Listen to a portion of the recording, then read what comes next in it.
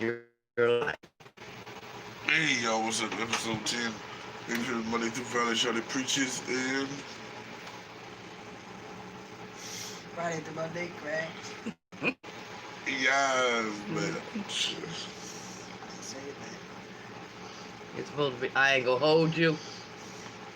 I ain't gonna hold you. I still ain't saying that. Well, alright then. Today's episode is react to some shit about mental illness, because them niggas got mental illness.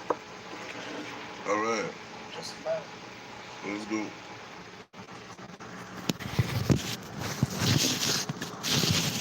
Thank you, sir. That's what the actual fire is. So it'll boost the high Mm. The funness. Not high. That was the wrong choice. Oh, okay, there it is. I was thinking of the other stuff. Mm.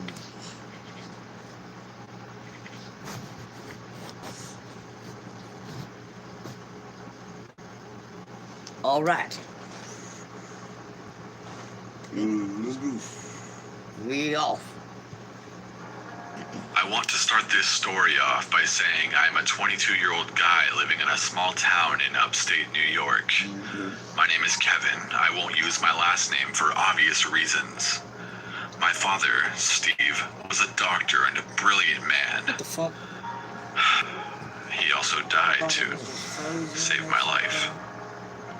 Just a little over a year ago, I was desperately broke, not a penny to my name. You see, although my father had money, he really had more of the just 'cause I'm rich doesn't mean my kids are rich kind of attitude. Fact. Sure, he'd buy me food and give me a place to live, but he never bought me a car or paid for anything that wasn't necessary, like going to a concert with my friends or something. Exactly. Got your But own he did do money. one thing, and that was find me a job. I was 100% against it when he first told me about it.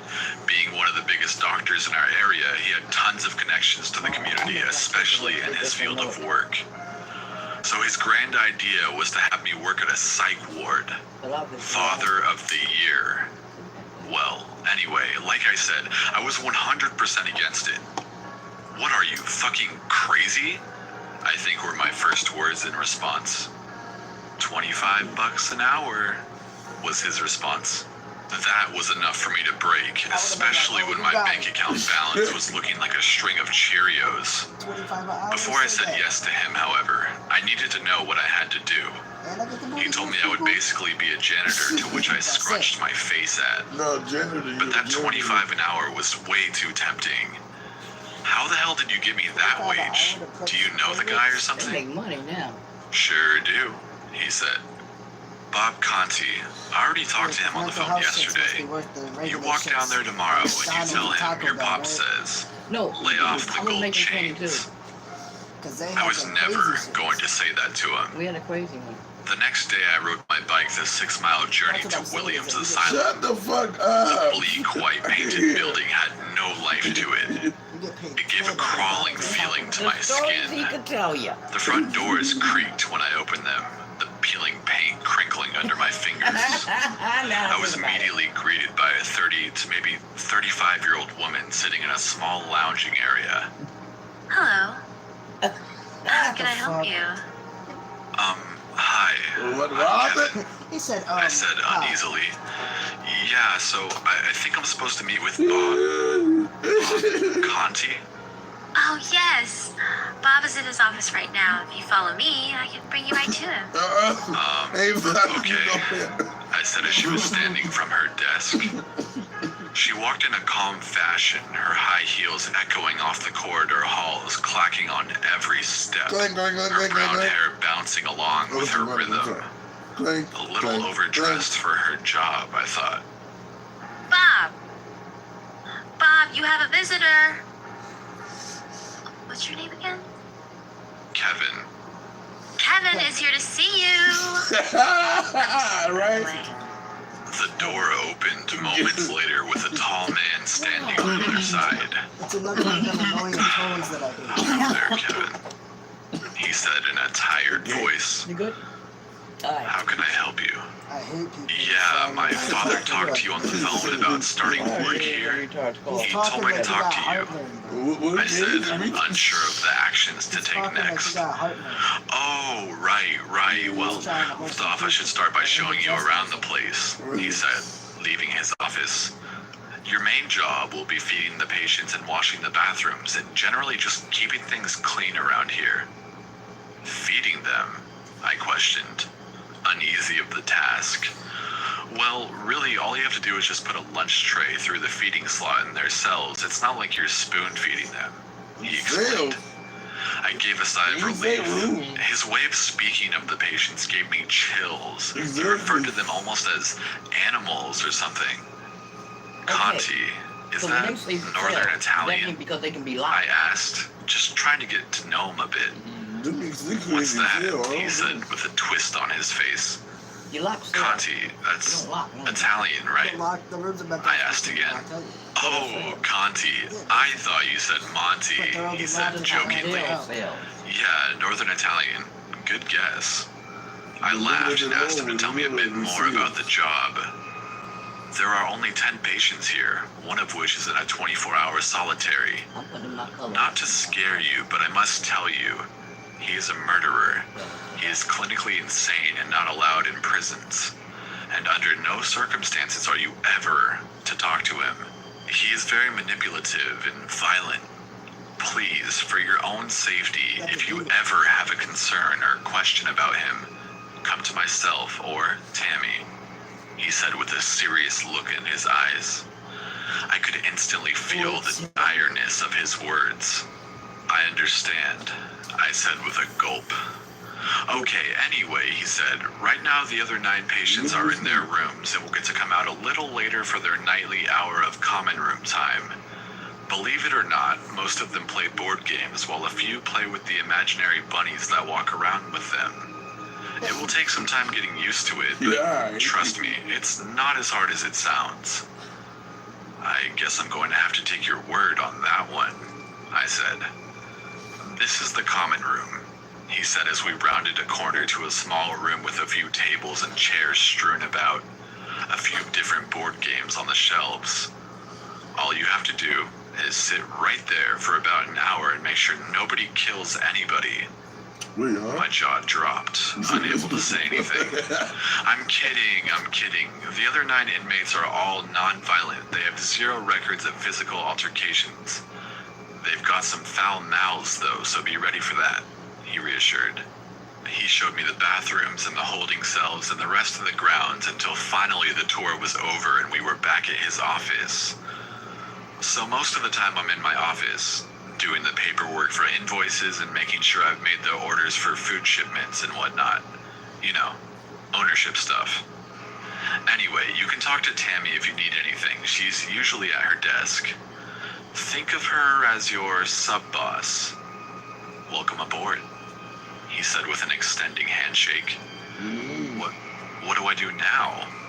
I said in an unsure voice. Talk to Tammy, she will run you through the specifics, he said as he slowly closed the door.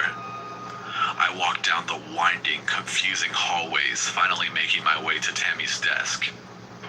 So, This is more than half the job. Sitting on your ass and waiting for the day to end.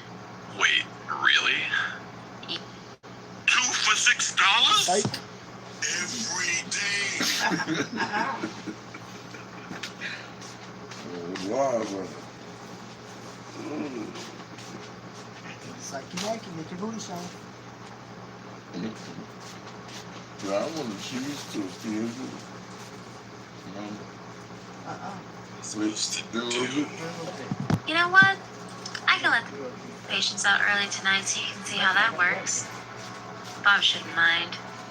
I agreed, since I really had no other choice. We walked down the maze of corridors to the Nigga, why long, did you narrow do stretch of this? hallway extending from the common Because it's the room. longest one. The long hall had 5 doors on each side, all identical, solid in white with a tint of yellow from the aging. Each had a small slot in the door which led to a tray-like feature on the other side. The decaying tiles on the wall had faded colors of a pale brown. Tammy walked in front of me, jingling the keys in her hands while opening the first door on the right. Here's old Jackson. A shadow-eyed man with gray hair slowly rose to his feet, his back hunched and purple bag sagging from the hollow sockets dug into his skull. He seemed to hardly have the energy to saunter by me with an indifference to my existence. I was overwhelmed with feelings when I saw my first patient. The next few doors were the same story. Shells of human beings walking down the narrow hallway, dead-eyed and distant. Zombies. On the sixth door, finally, there was a change. An older black man with an obvious scar running its length down the side of his head. He had short hair and one whitened eye. His appearance shocked me at first, but later intrigued me. I was desperate to know what happened to him. Oh, Becky. What's up, man? I see you looking at me. You know I popped 3,000 or 4,000 people when I was on the streets. The man spoke in a quick manner, his words spitting from his mouth. He stood to his feet and walked by both Tammy and myself, still bantering about his stories. I had 6 tigers, 4 lions, 17 mountain lions. You know, the ones from the mountains, not the ones from Africa. Homeland. Shit, man. Lions and tigers and bears. Tammy interrupted him. I assumed she was sick of his ramblings, as was I. Not the ones That's down, Rick. the ones in the mountains. Oh. Damn straight I won't answer to that. Scar's the name, he said with a twisting face. Tammy rolled her eyes. You like him? Moving on. Oh, the mother. Cell 7 and Cell 8 had 2 older women who seemed to be very twitchy, flinching and ducking at things that weren't even there, and eventually sprinting down the hall. Anne and Kate. She called them. Cell 9 held a young woman with fiery eyes. She had a tight muzzle strapped around her face, muffling her screams. Her eyes pierced straight through me with terror. Tammy had to practically drag her from her cell. Oh, come on, Renee. He's not going to hurt you. The woman was desperately trying to scream words towards Tammy and myself. She finally broke free from Tammy's grasp and manically sprinted down the hall. Tammy was swift after her, tackling her to the floor and crashing into the common room. The other patients watched and He said 25 an hour Tammy ain't forcibly enough. ripped the frightened patient to her feet, walking her back down the hall. This is a She 50-hour shoved her into her job. cell and slammed the door shut. You can just stay in there until you learn how to act in the common room. She slammed her hand on the door 4 times in clear anger. I had no idea what to do. I was frozen. I gulped as I watched the scene unfold. Tammy finally removed her attention from Renee. I'm sorry. Look, Tammy, I don't think I can do this, I said, as I slowly turned my back to her and began to leave the building. No, you can't leave. Desperately need the extra help around here. As you can see, I now heard the haunting screams of a deeper voice. The man in cell 10. Also muffled by what I assume was a muzzle. Deep breath, followed by a long stretch of silence. come on. Hannibal Lecter, I can nigga. show you some of the games we played with some of the other patients. You know, Okay, he I needs something finally now. broke. Okay. It may have had something to do with her attractiveness. Her face was the definition of perfect and her body wasn't far behind. She smiled wide with my acceptance to the rest of the job. We made our way to the common room where the patients had been still dazzled by what they had seen. Who wants to play house? Tammy broke the silence with her question. Surprisingly, Jackson, Scar, and Kate all happily volunteered to join in on the game. The murderer? The old man, Jackson, feebly rose his hand as if he was too afraid to ask a question. Yes, Jackson. Can I be the baby? His raspy voice seeped out. Well, Can of I be course the you baby? can, Jackson. You've already got your diapers on. Jackson had a derpy-eyed smile on as he pulled his pants down to show his shit-stained diapers. I instantly retracted on impulse. I gagged as the smell hit my nose. I almost puked all over them. Kevin! You can't act like that around the patients. Now he's crying. The skinny man sobbed uncontrollably and finally ran to the other corner of the room Change to his diaper, sulk. bitch. The fuck? Tammy left in a huff after the man picking up a spare diaper on the way. Aw, did baby Jackson make a poopy? He giggled and lifted his legs in the air. She stripped him and proceeded to change his Hell diaper in the no. middle of the room. 25 an Once hour? again, I was frozen in disbelief. I wanted to say something, but I couldn't. This couldn't be legal. I was disgusted to the point of nausea. Meanwhile, Scar was lying on his back, panting like a dog and kicking his legs in the air. I'm the pooch, yo. He laughed He said, "I'm a hysterically bitch, and he yo." started That's what he barking. said? Yes, you are, Rick. You're a good boy. I'm Scar, he screamed. Jackson clapped his hands when Tammy was done changing his diaper. She slipped his pants back on and stood him to his feet. She quickly ran over to Scar and started rubbing his belly. He slapped his tongue out and rolled from side to side. Scar continued to giggle and make barking noises. Kate perked her eyes and exclaimed that she wanted the wife. Wife? To me? That would make you a lesbian. You're not a lesbian, are you, Kate? No. I'm his wife. She said this while pointing at me. I didn't know what to do. I looked to Tammy for guidance. She just raised her eyebrows at me if I should play along. Kate started walking towards me, a wide smile on her face.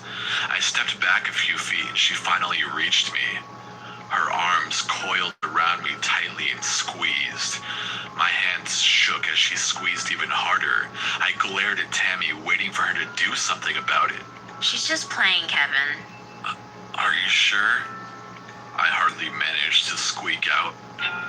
Finally, Kate loosened her grasp and stood back. I took a breath in the momentary calmness. Her hand struck back up and clenched my face. Now, fuck me. She said as she pulled my face towards hers. I twisted my body from her and shoved her away. Tammy quickly intervened and reprimanded Kate. I stormed out of the room, unable to process what was going on. I ended up down in the front lobby, breathing heavily and staring out the front door. Looking back, I have no idea why I didn't just walk out at that moment and just be done with it. Something told me to stay. I could distantly hear Tammy's screams to the patients, sending them all back to their rooms, clearly angry with Kate's behavior. Finally, she came to the lobby, a stir in her breath. I said the first words before she could say anything. This is fucked up, I said. I seriously can't do this shit. Listen, Kevin. They're just excited to see someone new in here and just acting erratically. They're almost always calm and controllable. No. You know what? Everything is fucked up. You're playing house with a bunch of ponies and one of them wants to have sex with me. You really should not refer to the patients like that. There was a long stretch of silence in the small lobby. I think you should go home for the night and think about it. But I urge you to give it another shot tomorrow. I said nothing as I walked out the doors. The first thing I did when I got home was tell my dad about the events that had just happened. I explained to him that I couldn't do it. He insisted that I go back. Come on, Kevin. Don't make me look bad. Bob told me over and over again how they were struggling to find good workers around there. And here the man offers you $25 an hour, and you say you can't do it? Just please, for your father, go back tomorrow. I just couldn't tell him no. Noon the next day, I was right back at it. Tammy was glad I was back. She even cooked me a lunch. A few thinly cut pieces of venison between 2 thick slices of white bread. It was worth it coming back just for that sandwich. Damn, that was amazing. I haven't had venison since I was like 6. I forgot how good it tasted. Thanks. The next few hours, Tammy and I just sat talking, waiting for the common room time. Talking about just mindless stuff. Finally, she decided it was time to let the patients out. We walked down the winding hallways to the common room. She told me to wait there while she released all the patients.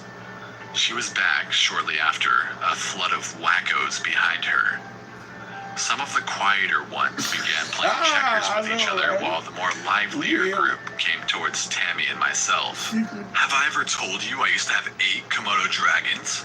Scar chimed in. Bitches' names were Charlie, Bruce, Lil Terry, Big Terry, Sebastian. Okay, who's ready to play house? Tammy asked, cutting Scar off.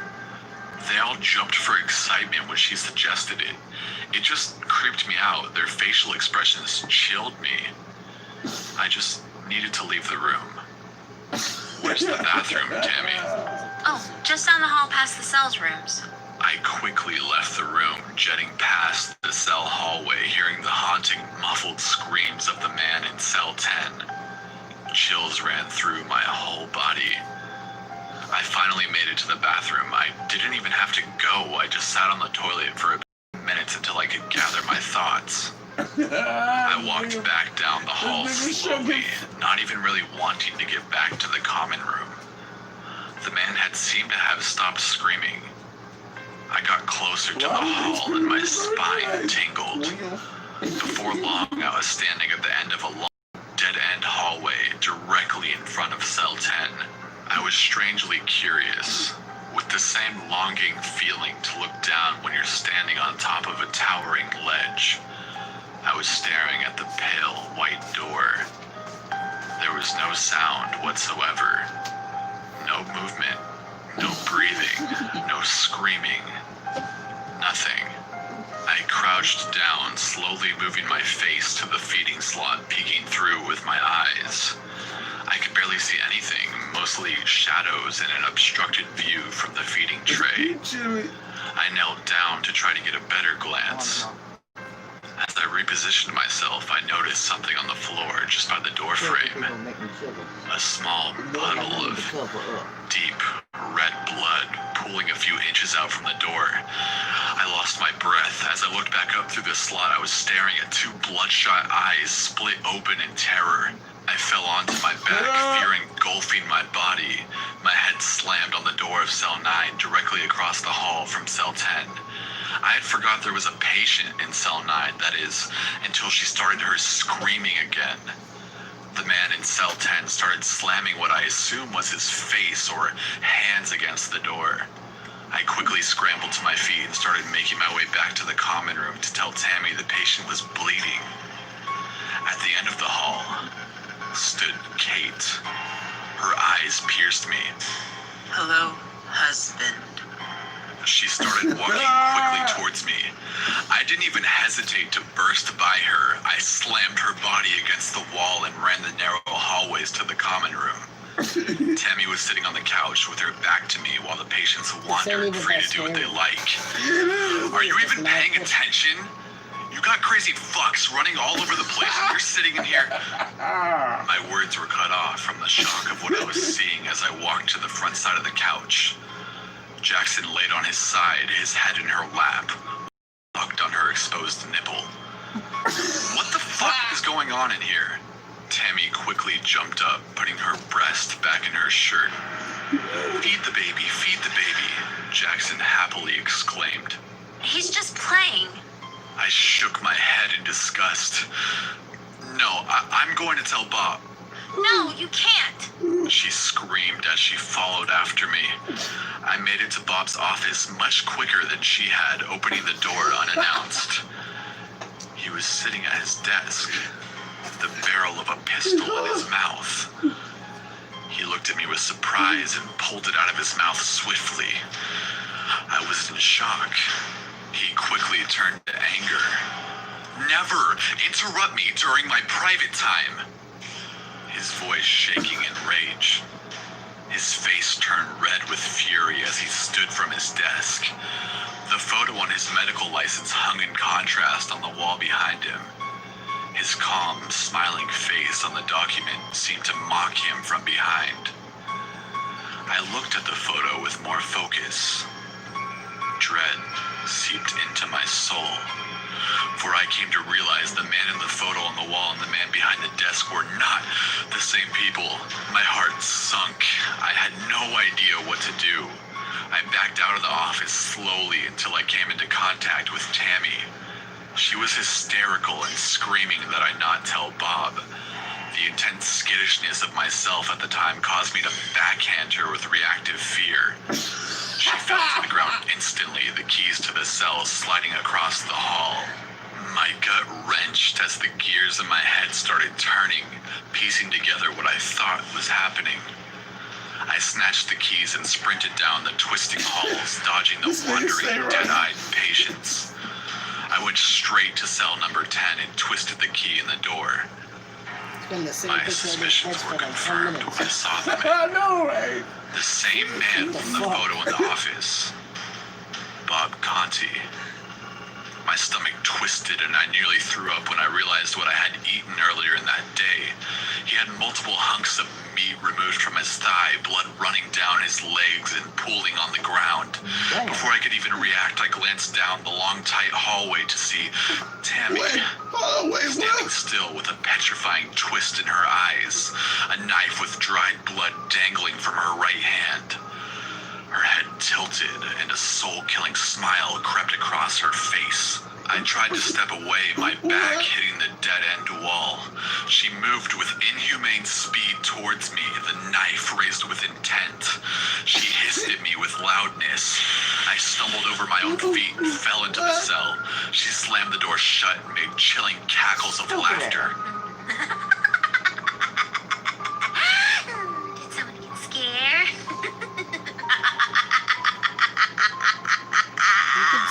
She jabbed the knife through the hole repeatedly, laughing with insanity.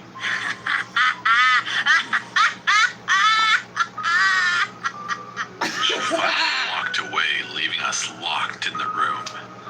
I had the keys, but they served no purpose from inside the cell.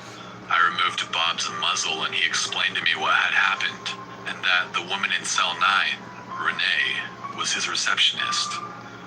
There was nothing we could do. I spent the next 18 hours in that fucking godforsaken cell, waiting for my death. I'm sure most of you are wondering about my father and why I started this story off explaining that he died to save my life. When I didn't come home that night, he must have been extremely worried. He wanted to speak with Bob in person to see if he had heard from me or knew where I may have gone. The man who had impersonated Bob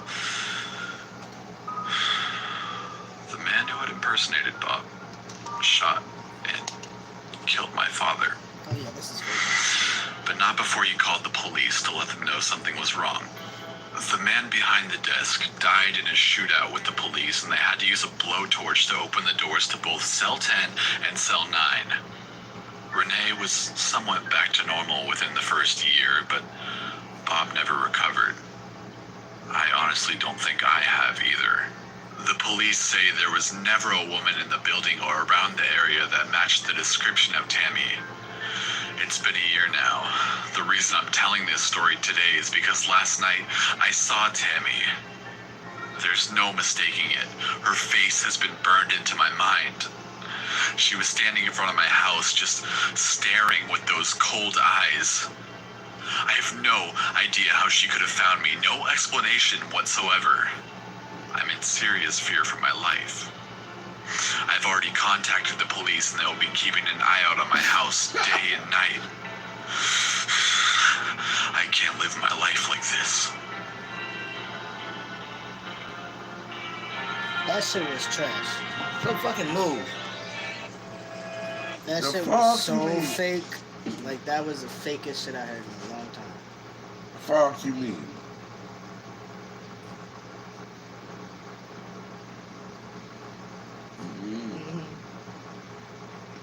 Bitch would have quit that first day. I wouldn't have even came back. Fucking would have. back. Fucking 25. What's But, Before he's a Hi boy, when he's everybody, not my name is carrying out. Astra, and I'm 17. Even with This a is mic. called I Am Schizophrenic. That's my story. Hi everybody, my name is Astra, and I'm 17. Since I was little, I haven't really had a chance to interact with other people. That's because my mom and dad were too strict. They often got on fights when it was happening. I was in trouble too, so I got a fear of people. I no longer trusted them, even when they were nice to me. Throughout my school years, I was all by myself. I avoided other students and tried to be mediocre to avoid unnecessary attention. I was afraid of answering questions before the class and got scared every time the teacher called my name. I expected nothing but scolding and debunking. I didn't really have any happy memories of my early life. Just my passion for drawing. The energy that I didn't spend on communicating with other people was accumulating, and it made me feel bad. But later, I found myself in drawing. I was developing my drawing skills as much as I could. I used pencils, paints, I tried all the styles, and finally found my own. My life no longer seemed so sad, but when I was 15, terrible things happened. Our neighbor killed my parents. We knew that she was mentally ill, so we tried not to bother her. She used to be a patient in a mental hospital, but for some reason, they released her. She was taking some pills, and they seemed to work just fine. But that day, apparently she forgot to take her pills. My parents were having a fight, a major one. I locked myself in my room, Not the turned on my pillow. music, and tried to ignore the loud screams. But then I heard some strange sounds, This and hit a it suddenly major became one. quiet. I got scared. I waited for about 5 minutes, and it was still quiet. I came out of my room and saw my parents. They were dead. I immediately called the police. The neighbor's guilt was proven, and she was arrested. I moved out to stay with my aunt. No one could imagine what was going on in my head back then. Relatives tried to comfort me, but their presence was annoying. I wanted them to just leave me alone. I wanted to lock myself. I hated to see people around. I just wanted to be all alone with myself. You probably think it hurt a lot, but you are wrong. I didn't feel anything. I was even glad to some point. No one would ever yell at me ever again, or fret at me. I could live a peaceful life, I thought. But things didn't work out this way. I felt ashamed of being glad about my parents' death. And I reproached myself for this. Staying home all the time was turning me into a caveman. I didn't want to go anywhere. My aunt did not love me at all, and it was a burden for her. I got to the point where I didn't even want to take a shower or wash my face. I wasn't taking care of myself, but spending days in my bed thinking about different things. I liked it this way, but my aunt said I was doing wrong and I had to spend at least a little more time with people. And take care of myself, of course. But I turned a deaf ear on that. I simply didn't listen to her. I did not listen to anyone. It might seem I was all alone, but I was talking with my imaginary friends. I've had them since childhood. And at that time, they were especially close. I had no one except them. We were having fun and sorrowing together, and all of that was happening for real. Then I began to get hallucinations, and this was the worst thing.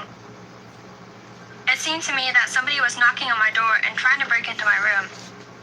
I saw my parents scolding me, and it was especially creepy at night. I left the lights on, but it didn't help.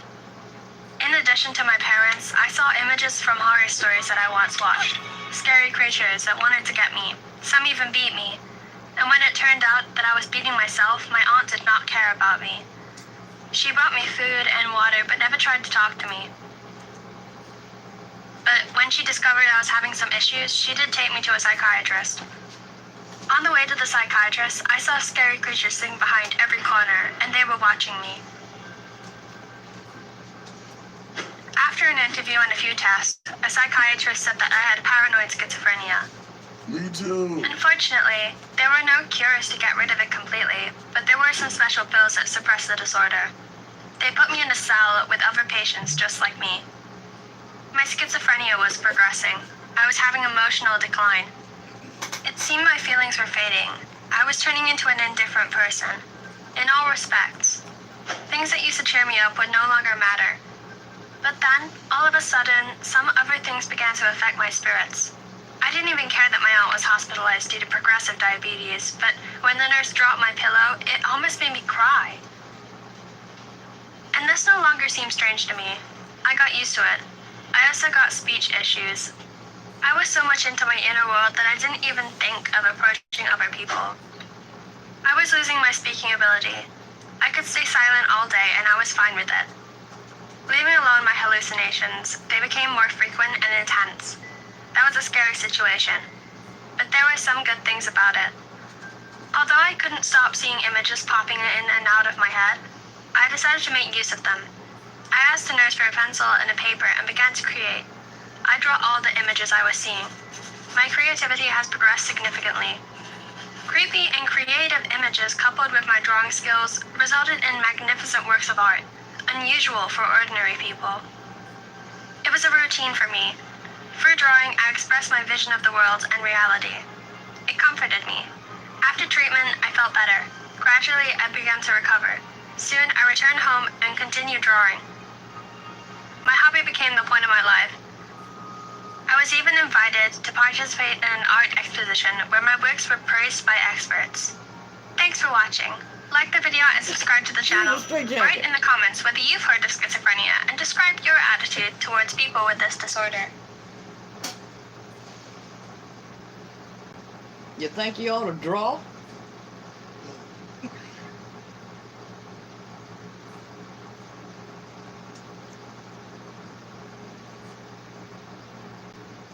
I guess your friend is on his way to come hang and buy some weed. Oregano.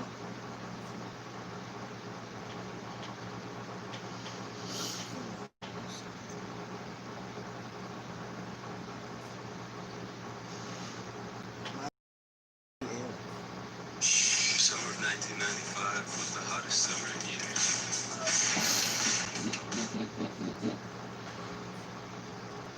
My mother is mentally ill. Oops. Psych.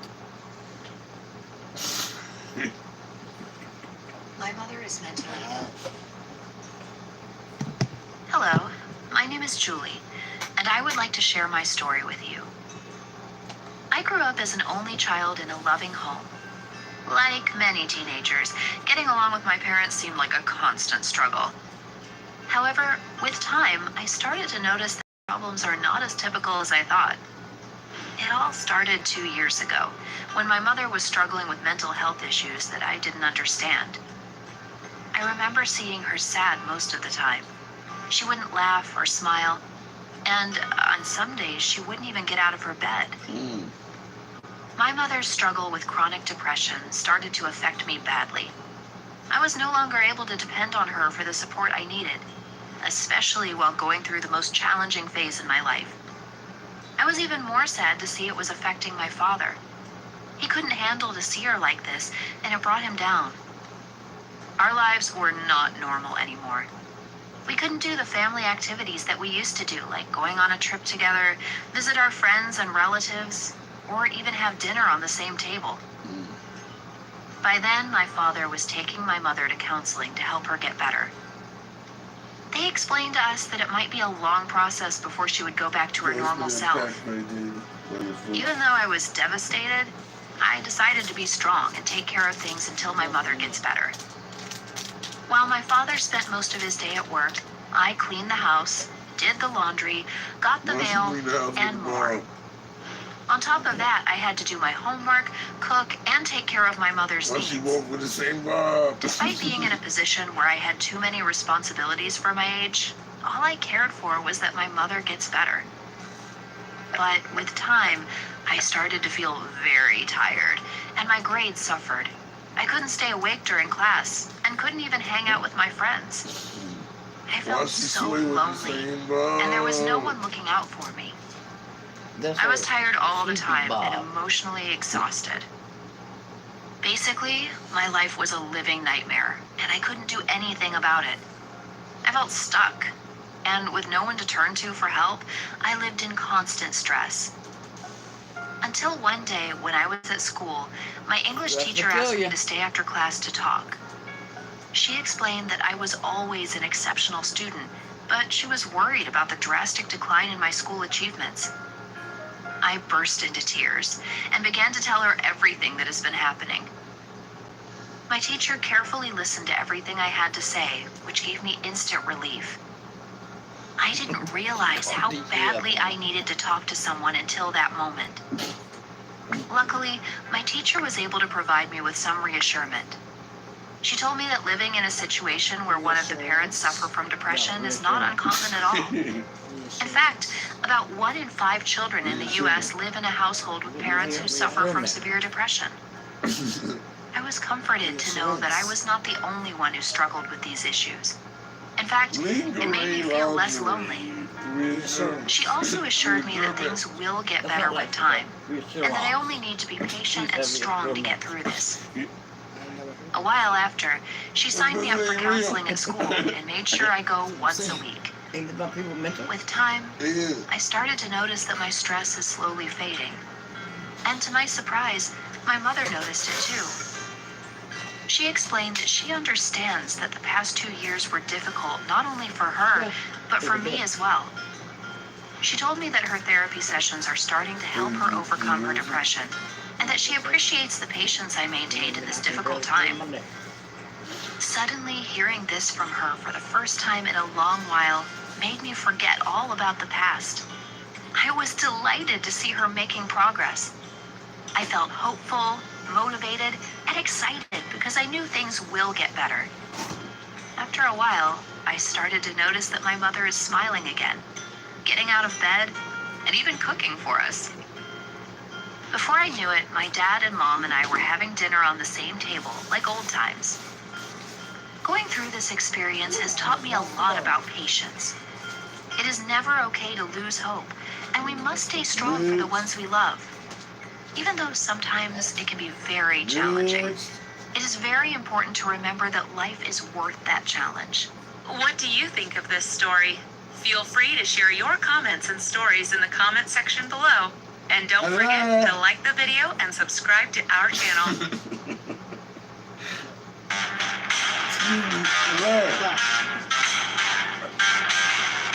Hey, hello. Hey, come here. Her dumbass fell asleep. Come here, vigilant. Hello. Hey, what? What? I'm sorry, I can't. Copyright infringement, like lure. We live, lure. Here,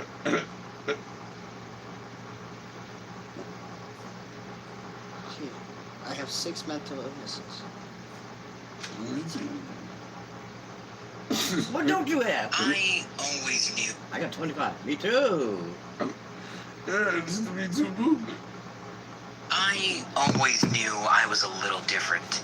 I wasn't sure how to put it for a while, given that I was just a kid. I just kind of stuck out. Sure, I did normal stuff like play outside, watch TV, and go to school. But it wasn't the same.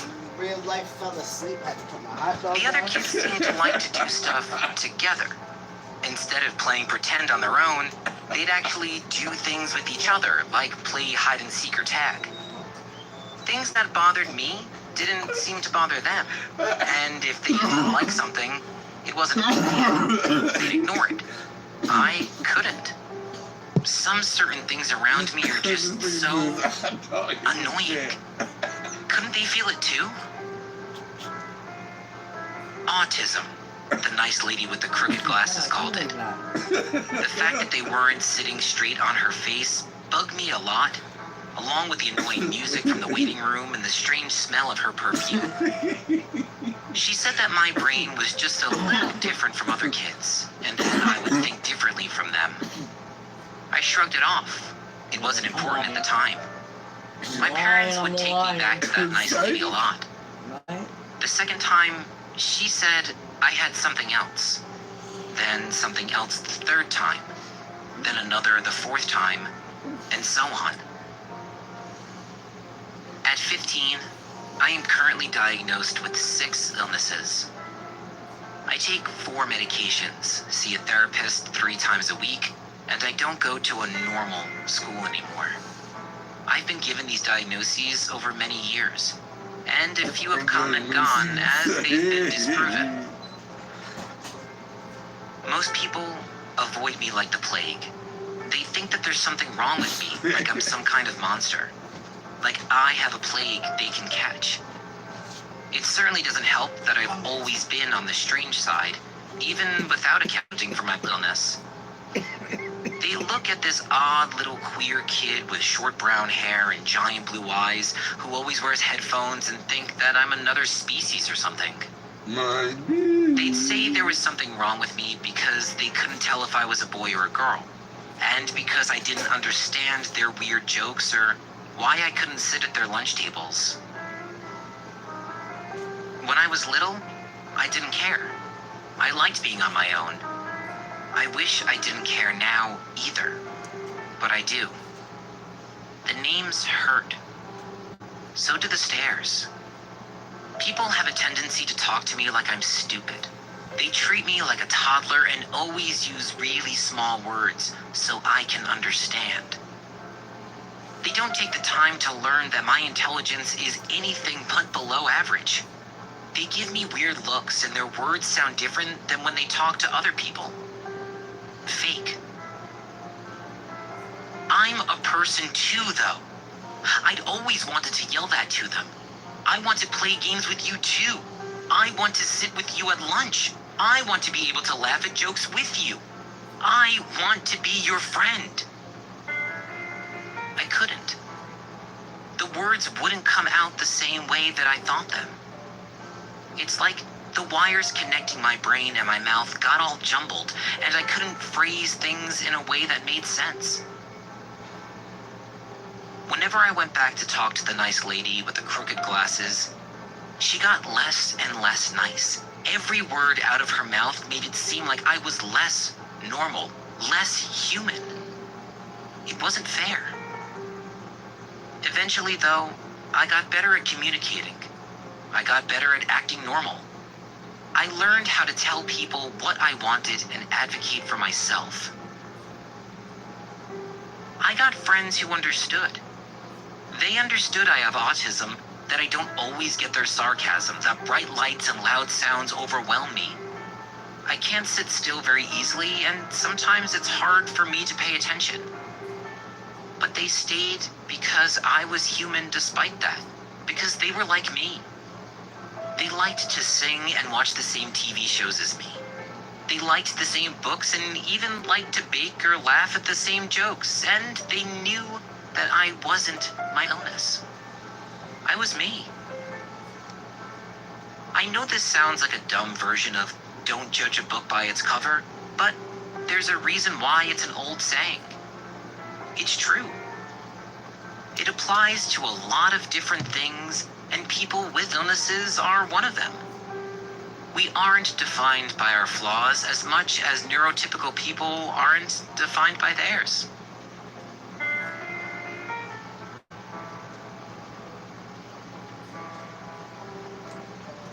Alrighty. Here you go, buddy. Look at him.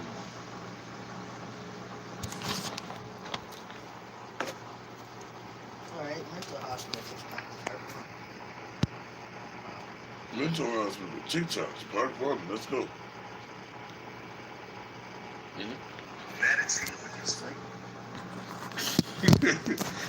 See?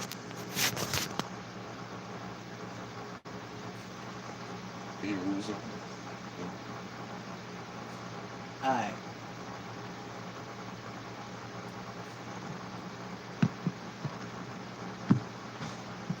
Psych ward stories. Okay, so I had this roommate, and we were chill with each other. And she was like, "Hey, will you get in a so I can move rooms?"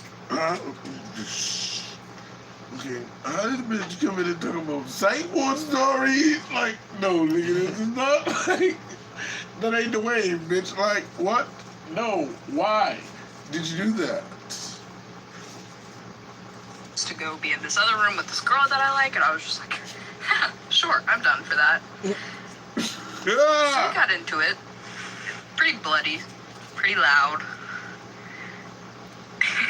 So basically, she's like, I'm gonna take the fall for everything, because I'm the one that wants to get out of the room. I was like, yeah, okay, go, sure, let's go off. So she gets put in seclusion, and so like padded rooms, no talking to anybody, no privileges, when she gets out, she gets put in another room. Another room that she wanted to go into. Literally me in the mental ward. All right, time to go to bed. Hi. We gotta keep the doors open so you don't try and kill yourself. I feel that. Okay. My roommate says you don't get any privacy here, girlfriend. Yeah. Thanks, Mary. You can't even wipe your own ass without somebody coming in to check on you. Really? Yeah, try and take a shit, see what happens. Good night, Mary. What was that? Part 2 of things that happened to me while I was in long-term psych ward. So we weren't allowed to have like pencils, pens, colored pencils because they're too hard and sharp. You couldn't somebody with them, right? We were allowed to have crayons though, and I got really good at writing with crayons, by the way. But a few months in, they decided to give the girls section an opportunity to use some pens. Of course, in like structured, monitored group time. Now these specific pens were designed to be the ones they use in prisons, where the top of them was just like a regular ballpoint, but the end where you gripped it was like a rubber piece. So like even if you tried to hurt somebody with it, it'd be pretty difficult. But there was a girl I was in there with who took the top of the pen and a fork and used tape from her therapist office to tape it together, creating a shake. And one day, while we were in math class, she tried to stab me. Like, she was sitting next to me and she literally reached under the table and tries to, like, me in the side. But of course, I'm fucking huge, so that didn't work, and I threw a chair at her face. And I didn't get in trouble.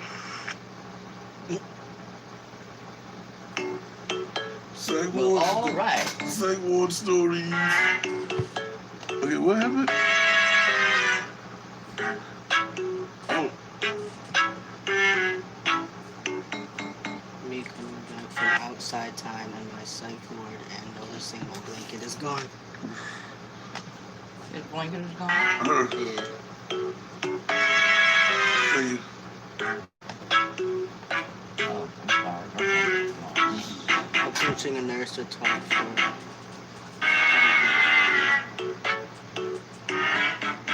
It was great. It was expensive. Okay, no worries. We'll help you find it. Ain't it on her head? That one girl that was there for Dominique, Nique s'en allait tout simplement. Routier, pauvre et chantant. En tout chemin, en tout lieu, il ne parle que du bon Dieu. Il ne parle que du bon Dieu. À l'époque où Jean sans terre d'Angleterre était le roi, Dominique, notre père, combattit les albigeois. Dominique, Why, Lord, why? tout simplement. Il ne parle Dominique, il ne parle que du père I don't like combattit. this one. En tout chemin le conduit. Long as Mais hell. notre père Dominique, par sa joie, le convertit. Dominique, Nique s'en allait. Okay, what I did. Oh, nothing. You just said that when the advertisement. Stories from the psych ward. Part 2. One time I walked in on a patient talking to himself, and he said, "Don't take the picture yet, my hair's not ready." One time I had a patient who had only one leg, and he said, "For Halloween, you guys don't have to hang up skeletons, you can just tape Darla to the wall." And I said, "Hey, for Halloween, you should be a lamp." One time a patient used a cookie he found under his mattress to propose to me about 10 minutes after he'd held me against the wall and threatened to kill me if I didn't call the FBI. One time I had a patient who kept trying to pull out his feeding tube, so I put socks on his hands, and then he called me over and booped me on the nose. One time a patient walked up to me and said, "What's your favorite color?" And I said, "Black," and he said, "Wrong answer," and then walked away. One time I had a patient who liked to make coffee, but instead of putting coffee grounds into the filter, he would put his own semen and feces. One time I had a patient who would lose his shit and start a code anytime anyone mentioned pirates. One time a patient said mental illness is a myth, and I said, "Buddy, you're literally in a mental hospital." That one was funny. Psych ward story time. Let's go. Okay, so back in high school, I got taken into the psych ward, and like they do, they usually drug test you. I didn't know that at the time. I was tiny. I didn't do drugs. I was confused and sad. So when they asked me if I did drugs, I laughed and said no, which they took as a yes. So they drug tested me and they gave me the cup. And they were like, get it from the toilet. And I was like, I was very confused because I was like, why would they want toilet water? Okay. Don't ask me why I was so stupid in that moment, because I genuinely, I don't know anymore. Anyway, I got toilet water in the cup. I gave it back to them, and then an hour later they came in very angry and questioning me as to why I was trying to flush drugs out of my system. To which I responded, what drug test? Anyway, that's my story of how they were angry at me the entire time I was at the psych ward, and how they were confused as to why I didn't have any drugs in my system, because no way I could be that stupid. I was one.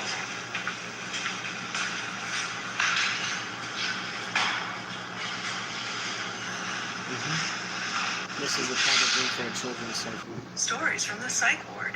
Some of you have been asking for a happy one, so don't say I never did anything for you. I hate children, but one time I was on the kids unit and there was a little boy there who was there for depression, and I taught him how. Hear this wretched screech through the hall, a thunderous roar of feet, and all I see is this boy in a bright purple jacket jump up like a goddamn NBA player and grab onto the fucking chandelier. So he's incoherently screaming, going like back and forth like fucking Tarzan through the goddamn jungle. There's nurses and security under him trying to catch his dumb ass in case he falls, and he fell right on top of this little nurse. And once I got processed, I was put into the teenagers, and I met him, and we became friends. Stories from the psych ward. The third one. Also, everyone commenting about HIPAA. Learn how to spell. Or read my dick. Speaking of dicks, one time I had to watch a super violent patient who was locked in the quiet room, and as soon as I got into the room where I was supposed to watch him, he squished his penis right up into the plexiglass. One time I said good morning to a patient who'd been really nice to me for about a week, and he said, bitch, I'm Michael Jackson. Shut up, bitch. One time I had to work on the kids unit, and this kid was being a cunt, so I took his ball away, and he said, I hate you. And I said, I hate you too. And then I never had to work on the kids unit again. One time I had a patient who got roundhouse kicked in the face, and his nose was shattered. In the hospital, he said, hey, maybe you knocked the bipolar out of me. Nope. One time I had a patient who would keep a crock pot full of his own feces in his kitchen. He would cook with a little bit of it every day. He claimed that it wasn't for nutritional reasons, just sexual. One time a patient came up behind me and licked me on my ear. We have to take all our piercings out, but I just got this one, it'll close. Oh, we have to take the strings out? Wait, what? I want to shave my legs, but I don't want Norma to watch me shower. 2 pills, but I'm sleeping fine. Tales from the psych ward, because y'all seem to like this, and I think it's good to normalize it. So what do you get when you put a bunch of unstable teenagers into a small place? Fighting. Lots of infighting. And this is the story of how one bitch got taken down a peg. We'll call the bitch princess because she acted like a princess, even though she was trailer park trash. She was a terrible human being. Anyway, Princess had a bad habit of, when hearing other people's trauma, making fun of them for it. Even though if someone talked shit about what she went through, she'd lose her mind. So there was a bigger girl in our group who I'm gonna nickname Betty because she had the cute little Betty bangs. She was one day discussing her trauma, and pretty much she overate to cope. Princess thought it was funny and started to pick on her. Betty calmly got up and smacked her unconscious. The bitch went limp in a chair. Betty went to solitary for the next 24 hours and said it was worth it. Said it was worth it. Dominique, Nique s'en alla tout simplement, routier, pauvre et chantant. En tout chemin, en tout lieu, il ne parle que du bon Dieu, il ne parle que...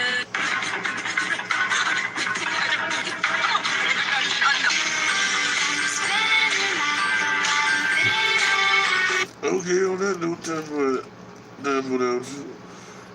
Get the phone, please. How long we been in here? Hour and 4 minutes. Alright, yes. So it's your favorite Monday to Friday show, the preachers are... Yes, bitch. Bye. We on sequence.